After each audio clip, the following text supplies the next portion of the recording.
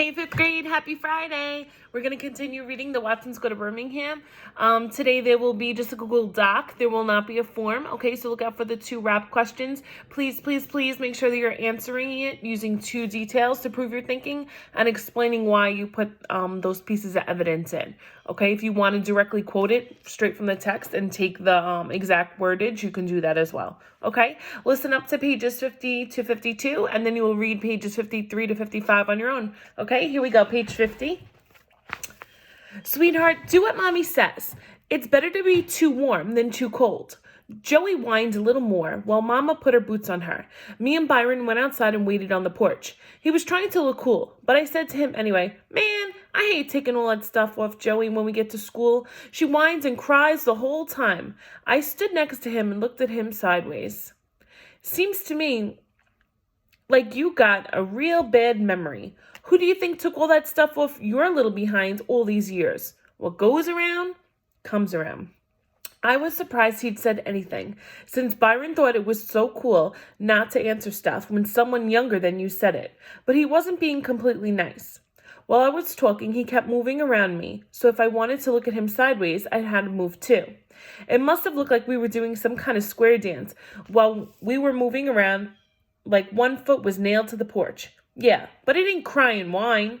Byron kept circling me and put his hands behind his ear. "What? I know you didn't just say what I think you said. You were the cryingest little clown there ever was." With Byron walking around me like that, we must have looked like we were in the Wild West, and I was a wagon train, and Byron was the Indians, circling, waiting to attack. Byron changed directions and started going around the other way, and I acted like my other foot was nailed to the porch, and I started following him sideways that way. I knew there wasn't much point saying a whole bunch more to him, so I said to myself, "Man, I hate listening to Joey whining when I take off all that junk off her at school." "Well, listen here," he said, "I'm gonna help you out. I know it's kind of silly to think that someone who's teasing you by going around in circles is going to help you out, but I said anyway, how?" He kept going rounds and rounds me. I bet we look like a solar system, with me being the sun and Byron being the orbiting Earth. "I'll talk to Joey. Kind of put her mind at ease." This didn't sound too good to me, and I got sick of By teasing me, so I let the Earth orbit by itself. Joey finally came out, and the 3 of us walked towards the bus stop. Byron started right in. "Baby sis, I know you don't like wearing all them clothes, right?" "Right, Byron, they get too hot." "Yeah, I'm hip, but there's a good reason why. You gotta have all that stuff on." "Why?" "Only me and Kenny wear this much junk." "Yeah, but what you don't know is that Mom is only doing what's right. There's something she don't want you to know yet, but I know you some real mature kids, so I'm gonna tell you anyway." "Okay, tell us." I wanted to know too. Even though I was in 4th grade, I fell for a lot of the stuff Byron came up with. He made everything seem real interesting and important. All right, but when Mama finally do tell you guys this stuff, you gotta act like you're surprised. Deal? Both me and Joey said, "Deal." Byron looked around to make sure no one was listening, then said, "Have you ever noticed early in the morning, some of the time you wake up and hear garbage trucks?" "Yeah." "And have you ever noticed when you get up and go to school, you almost never see them trucks?" "Yeah."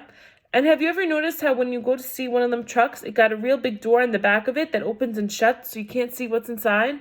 "Yeah." "And have you noticed how the door is too big for even the biggest garbage can in the world?" "Yeah." "And Joey, did you notice how Mama got kind of nervous and didn't answer your question about not seeing people being froze up on the street?" "Yeah." Byron looked around and made us get real close to him. "Okay, now this is the part you're going to have to look surprised at when Mama tells you about it. But before I tell you, you're going to have to practice acting surprised. Okay?